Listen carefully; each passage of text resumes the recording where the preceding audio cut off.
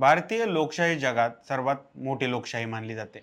आपल्या देशात निवडणूक प्रक्रिया एक अत्यंत पवित्र आणि विश्वासार्ह मानली जाते. संविधान निर्मात्यांनी या प्रक्रियेला अत्यंत महत्त्व दिलं असून लोकशाहीचा कणा म्हणजे मुक्त आणि निपक्ष निवडणूक आहे. परंतु अलीकडे देशात जो काही वाद निर्माण झाला आहे त्याने लोकशाही व्यवस्थेवर प्रश्नचिन्ह उभं केलं आहे.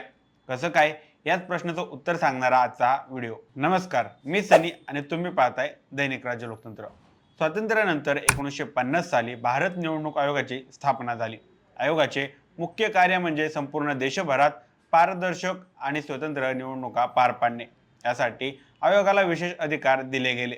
परंतु मुख्य निवडणूक आयुक्तांच्या निवडीसाठी जी समिती होती त्यात 3 सदस्यांचा समावेश होता: पंतप्रधान, विरोधी पक्षनेते आणि सर्वोच्च न्यायालयाचे सरन्यायाधीश. ही रचना फार संतुलित आणि न्याय्य मानली जात होती, कारण न्यायपालिका, कार्यपालिका आणि संसद या तिन्ही यंत्रणांचं प्रतिनिधित्व त्यात सामील होतं. मात्र अलीकडेच भाजप सरकारने या समितीत मोठा बदल केला. सर्वोच्च न्यायालयाच्या सरन्यायाधीशांना बाहेर करून त्यांच्या जागी केंद्रीय गृहमंत्री अमित शहा यांची नेमणूक करण्यात आली. या निर्णयामुळे सरकारवर निवडणूक आयोगावर प्रभाव टाकण्याचा आरोप होऊ लागला.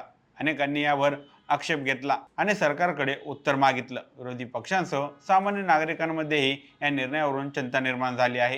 या पार्श्वभूमीवर काँग्रेस नेते राहुल गांधी यांनी एक गंभीर आणि खळबळजनक आरोप केला. त्यांनी स्पष्टपणे म्हटलं की भाजप सरकारने निवडणूक आयोगाच्या सहकार्याने मतदान प्रक्रियेत गडबड केली आणि चक्क मतांची चोरी केली आहे. ही बाब केवळ आरोपांपुरती मर्यादित नव्हती. त्यांनी पत्रकार परिषदेत प्रत्यक्ष पुरावेही मांडले. महाराष्ट्र आणि कर्नाटक सारख्या राज्यातील मतदार यादीतील गोंधळ उघड झाला. एका छोट्याशा झोपडीत 50 ते 60 लोकांची नोंद असणं, एकाच नावाचे वेगवेगळ्या पत्त्यांवर आणि वेगवेगळ्या फोटोंसह असलेली नावे दाखवली गेली. राहुल गांधींच्या आरोपानंतर देशात चर्चा सुरू झाली. अनेकांनी त्यांचे आरोप गांभीर्याने घेतले. खास करून माजी केंद्रीय कृषी मंत्री शरद पवार यांनी यावर प्रतिक्रिया देत म्हटलं की निवडणूक आयोगाने याची सखोल चौकशी करावी. त्यांनी निवडणूक आयोगाला थेट आव्हान दिलं की दूध का दूध आणि पाणी का पाणी करावं. जर आरोप खोटे असतील तर ते आरोप स्पष्ट करावे आणि जर खरे असतील तर जबाबदारीने निश्चित करावी. मनसेचे अध्यक्ष राज ठाकरे आणि शिवसेना उद्धव बाळासाहेब ठाकरे पक्षप्रमुख उद्धव ठाकरे यांनीही या प्रकरणावर प्रतिक्रिया देत राहुल गांधींच्या आरोपांना पाठिंबा दिला. यावरून स्पष्ट होतं की संपूर्ण विरोधक या मुद्द्यावर एकत्र आले आहेत आणि त्यांनी मत चोरीच्या प्रकरणावर सरकारला घेरण्याचा निर्धारच केला आहे. भारतात मतदान ही एक पवित्र प्रक्रिया मानली जाते. प्रत्येक नागरिकाला मतदानाचा हक्क मिळालेला आहे. हे मतदान गुप्त स्वरूपात होतं, जेणेकरून कोणताही दबाव न पडता मतदार आपलं मत देऊ शकतो. मतदानासाठी सरकार विशेष सवलती देते. अर्धा दिवस सुट्टी, वेळेची मुभा आणि पोस्टल बॅलेटची सोय. या सगळ्यामुळे नागरिक अभिमानाने सांगतात की त्यांचं मत वाया गेलं नाही. पण जर खरंच मतचोरी झाली असेल तर नागरिकांचा या प्रक्रियेवरचा विश्वास डळमळीत होतो. भाजप सरकारकडून मात्र या आरोपांवर थेट उत्तर देण्यात आलेलं नाही. पंतप्रधान नरेंद्र मोदी यांनी या प्रकरणावर अद्याप एकही प्रतिक्रिया दिलेली नाही. दुसरीकडे महाराष्ट्राचे मुख्यमंत्री देवेंद्र फडणवीस यांनी पत्रकार परिषद घेत राहुल गांधींच्या बुद्धिमत्तेवर प्रश्नचिन्ह उपस्थित केले. यातून मूळ मुद्द्याला बगल देण्याचा प्रयत्न झाल्याचं चित्र निर्माण झालं आहे. निवडणूक आयोगानेही राहुल गांधींवर टीका करत त्यांच्या आरोपांना नवीन बाटलीत जुनी दारू असं म्हटलं आहे. त्यांनी राहुल गांधींकडून शपथपत्र मागितलं. या कृतीवर शरद पवार यांनी नाराजी व्यक्त करत सांगितलं की आयोगाने आरोपांची चौकशी करावी. शपथपत्र मागण्याचा प्रयत्न हा विषय चुकवण्याचा मार्ग आहे. लोकशाहीतील सशक्त विरोधी पक्ष ही अत्यंत महत्त्वाची बाब आहे. त्याचे उदाहरण राजीव गांधींच्या काळात आपल्याला पाहायला मिळतं.